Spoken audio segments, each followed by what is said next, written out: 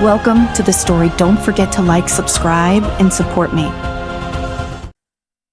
The cold wind swept across the sprawling fields of the Rose family as estate, carrying with it the scent of fresh dew and blooming flowers. This land, so rich and fertile, had belonged to the Roses for centuries.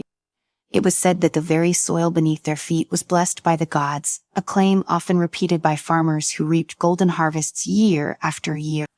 But as Lady Eliza stood at the window of her father's study, gazing over the lands that were now hers to protect, the beauty of the estate did little to ease the dread settling in her chest. Her father, Lord Gareth Rose, had been a formidable leader beloved by his people and respected by his peers. His sudden death had sent shockwaves through the region, leaving a power vacuum that Eliza had barely managed to fill. She was only 23, far too young by many standards to be leading a household of this magnitude, especially one with as much wealth and influence as the Rose estate. Worse still, the neighboring kingdom of Ceres had wasted no time in making their intentions known. They would stop at nothing to claim the land for themselves. Eliza's grip tightened around the worn edge of the oak desk as she tried to steady herself. Her father's death had left her in charge, but it had also left her alone.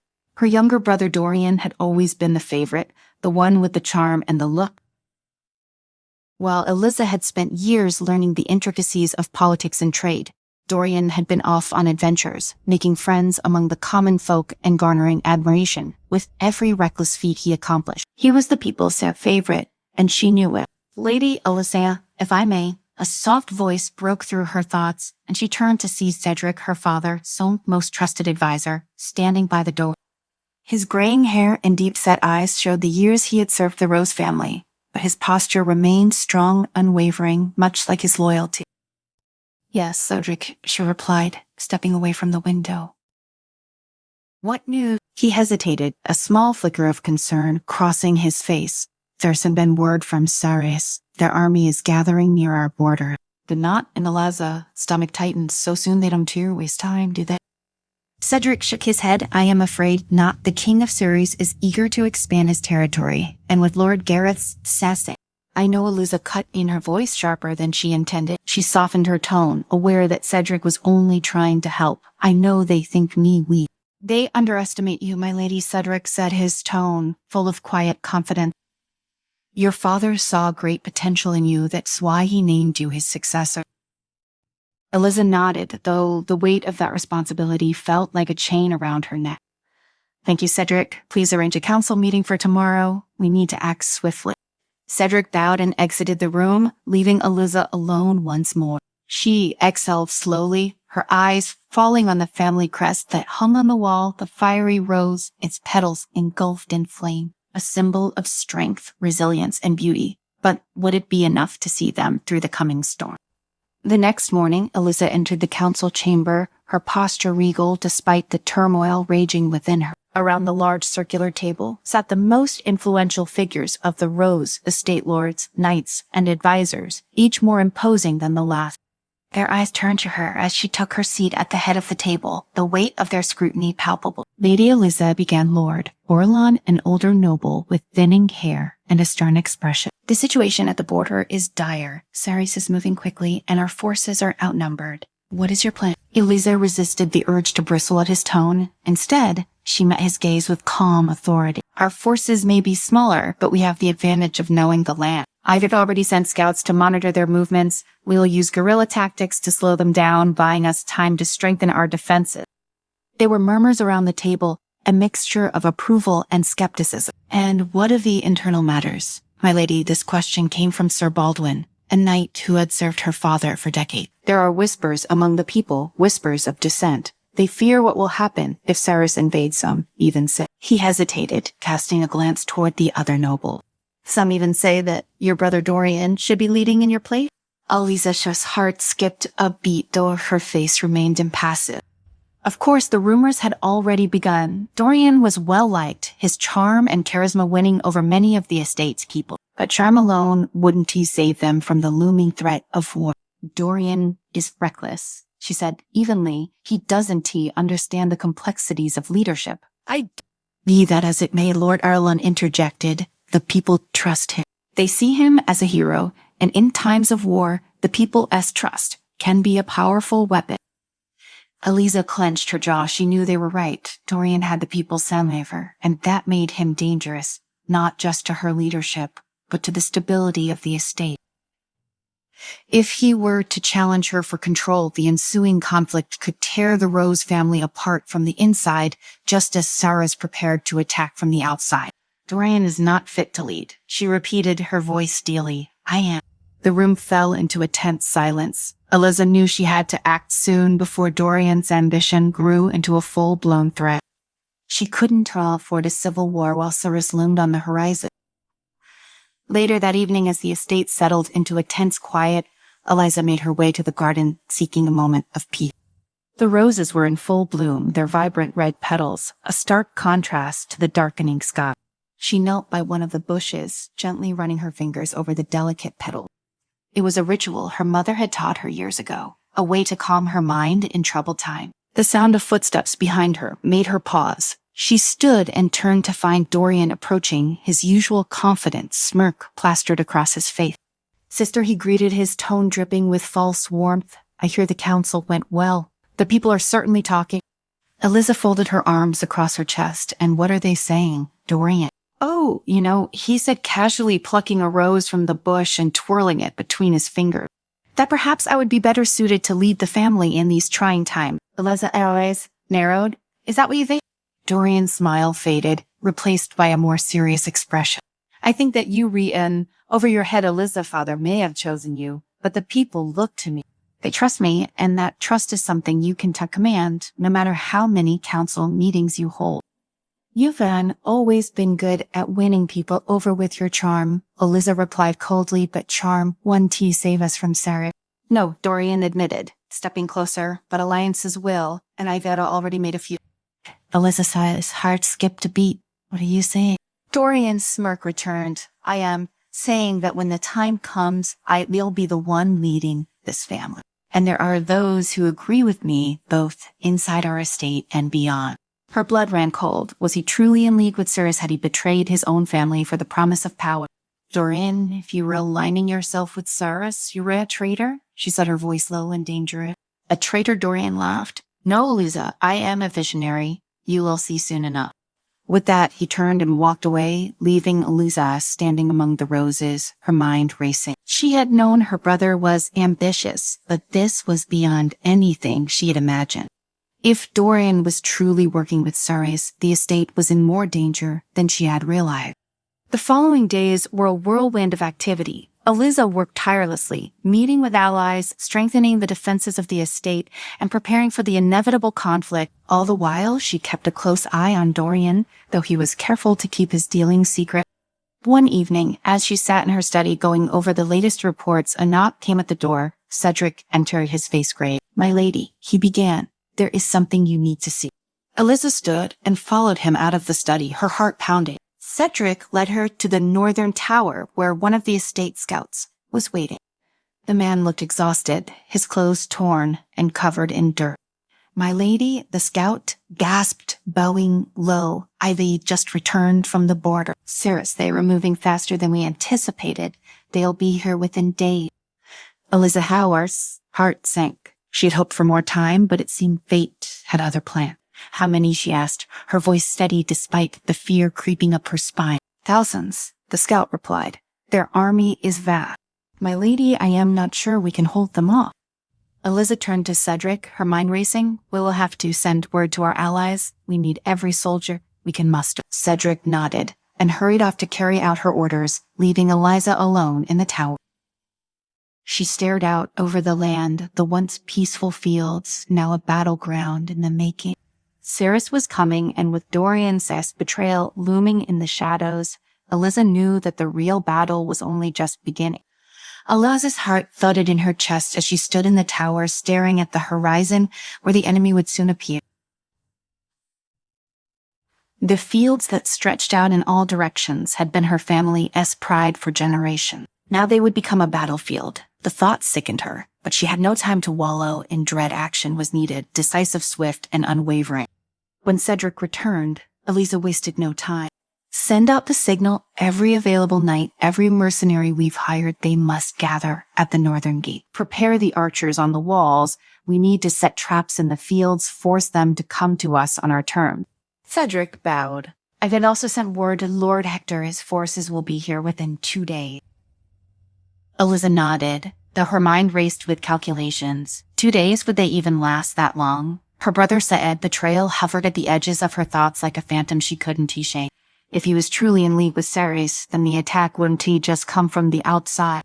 There was a traitor within the gates, plotting to weaken her defenses from within. She had to stop him before he could strike. As she hurried to the war room, her steps echoed in the long corridor.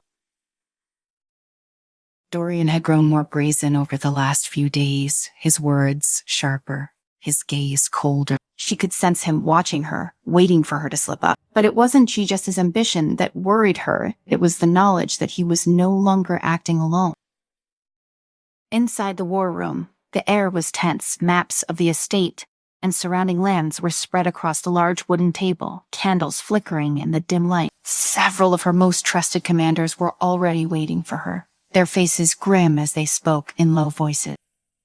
Eliza entered the room, her posture straight, hiding the anxiety gnawing at her inside. She couldn't afford to show weakness, not now, not when everything was hanging in the balance. Prepare the defenses at once, she ordered, her voice firm. We'll meet them at the north gates. No one engages unless I give the signal. The commanders nodded, exchanging glances as they quickly gathered their orders and left to relay them to the troops. Cedric lingered behind, his eyes full of concern. My lady, he began cautiously, about your brother. Eliza's stomach clenched. She knew what Cedric was about to say, but hearing it from him made it all the more real. He set planning something. She finished for him, her voice quieter now that they were alone. I know he's not just waiting for Ceres to arrive. He's ready to strike the moment they breach our wall. Cedric sighed. You must be careful. You're rewalking a fine line. If you move against him too early, it could fracture our forces. But if you wait too long, I know, Eliza interrupted, though the weight of it pressed down on her. I can make a mistake. As Cedric nodded and left to attend to the preparations, Eliza paced the room. Her thoughts raced, forming a plan, but none of it mattered if Dorian acted before she could stop him. She needed proof, something that would expose his treachery to the rest of the estate, without plunging them into chaos. Her mind flashed back to the anonymous letter. The words had been cryptic, but they had confirmed what she'd already suspected. Dorian was in contact with Ceres. But how? Her footsteps echoed in the empty room. As she approached the window, far below, she could see the soldiers gathering, preparing for battle. She had to think like her father had taught her, to stay one step ahead. Dorian would be expecting her to react defensively. What if instead she took the initiative? The answer came to her in a sudden moment of clarity. Eliza turned from the window and strode purposefully toward the door. She needed to find Dorian, not to confront him, no, not yet, but to observe him. If he thought she was focused solely on the impending invasion, he might become careless. He might make a mistake. As she walked through the corridors of the estate, her thoughts shifted to the people. They needed a leader they could believe in, someone who wouldn't crumble under the pressure. She would show them that leader. For now, her brother would remain untouched, but she would watch him closely, waiting for him to expose himself. It wasn't long before she found him in one of the estate's inner courtyards, leaning casually against a stone pillar. His expression was relaxed, but his eyes darted around as if he were expecting something or someone. Dorian, she called, her voice steady. He straightened up, the ever-present smirk playing on his lips as he turned to face her. Sister, shouldn't you be busy preparing for war? Eliza took a few steps closer, her gaze unwavering. I wanted to speak with you there. Some talk. Oh, Dorian arched an eyebrow. And what kind of talk would that be? Eliza kept her tone neutral, careful not to reveal too much. Talk that you've been meeting with certain individuals, people outside the estate. Dorian chuckled, shaking his head. You always were too suspicious. Eliza, you see shadows where there are none. Eliza didn't respond immediately. She studied his face, searching for any sign of weakness. He was good. She had to admit that. Dorian had always been a master at deflecting, at twisting the truth just enough to cast doubt. I hope for your sake that the rumors are false, she said after a pause. Because if I find out you've then been conspiring with our enemies, I won't hesitate to act. Dorian's smirk faltered, just for a fraction of a second. But it was enough. Enemies, he repeated, feigning innocence. You really think so little of me. I think I know exactly who you are, Eliza said, her voice low and firm, and I will be watching. With that, she turned and left, leaving Dorian standing in the courtyard, his expression darkening. That night, as the estate settled into an uneasy silence, Eliza remained awake, her mind racing with plans and possibilities. The troops were ready, the traps were set, and her scouts were already reporting movements from Ceres. But none of that mattered if Dorian moved first. She needed proof. A soft knock at her door startled her. When she opened it, one of her personal guards stood in the doorway, his face pale. My lady, he whispered, glancing around nervously. I have found something. You need to see it.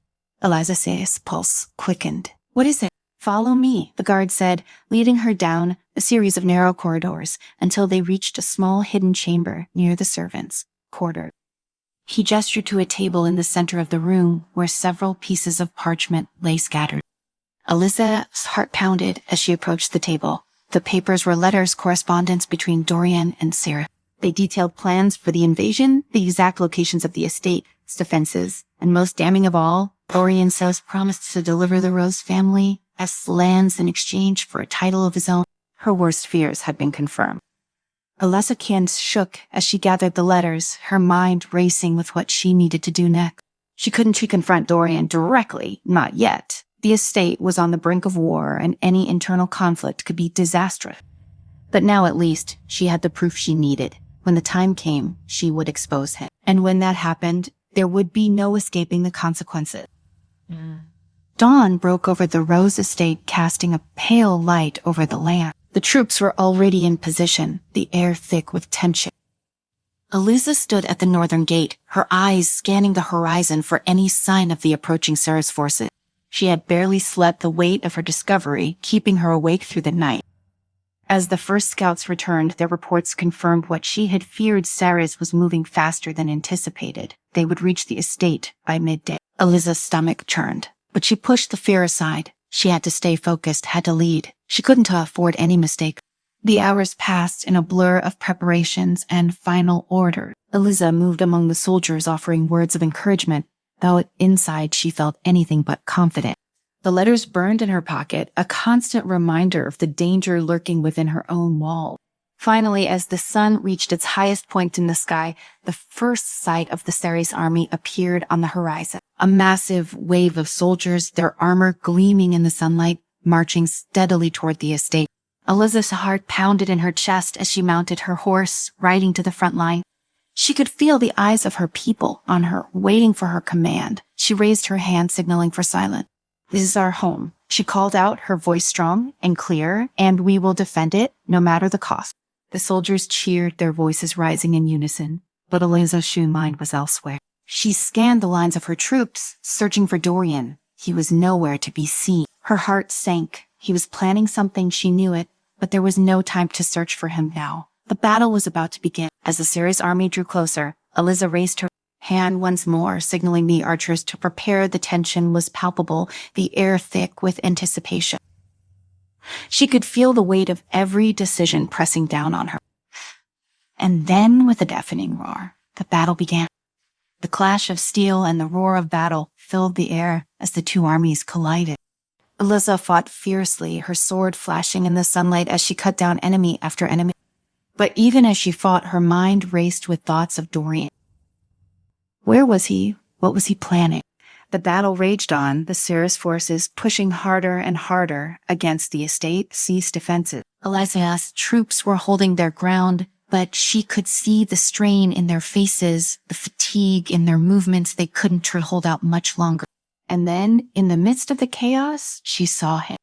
Dorian. He was standing at the edge of the battlefield, watching as the two armies fought. His eyes met hers, and in that moment, she knew this was it, the moment she'd been waiting for. Eliza rode toward him, her heart pounding in her chest. As she drew closer, she could see the smirk on his face, the satisfaction in his eyes. He had been waiting for this moment, just as she had. Dorian, and she shouted, her voice cutting through the noise of battle. He turned to face her, his smirk widening. Sister, he said, his tone mocking, enjoying the show. Eliza gripped the hilt of her sword tightly, her knuckles white. It's hand over, Dorian. I know everything. Dorian's smirk faltered just for a moment, but then he laughed, shaking his head. You think you've won, Eliza? You were too late. Sarah's will take everything, and I'll be the one left standing. Eliza's eyes blazed with fury. Not if I stop you first. With a swift motion, she drew her sword and charged at him. The battle between brother and sister was fierce, their blades clashing with a fury born of years of rivalry and betrayal. But in the end, it was Eliza's resolve that won out. With a final decisive strike, she disarmed Dorian, his sword clattering to the ground. Breathing heavily, Eliza pointed her blade at her brother's chest. This ends now, she said, her voice shaking with emotion. Dorian stared up at her, his expression defiant, but he knew it was over. Eliza's hands trembled as she lowered her sword. You betrayed us all, she whispered. You could have been great, Dorian, but you chose this. Dorian said nothing, his eyes full of anger and regret. The battle around them had begun to die down, the Surrey's forces retreating as Eliza's troops pushed them back. The estate was saved for now. But as Eliza stood over her defeated brother, the weight of everything that had happened crashed down on her. She had won, but at what cost?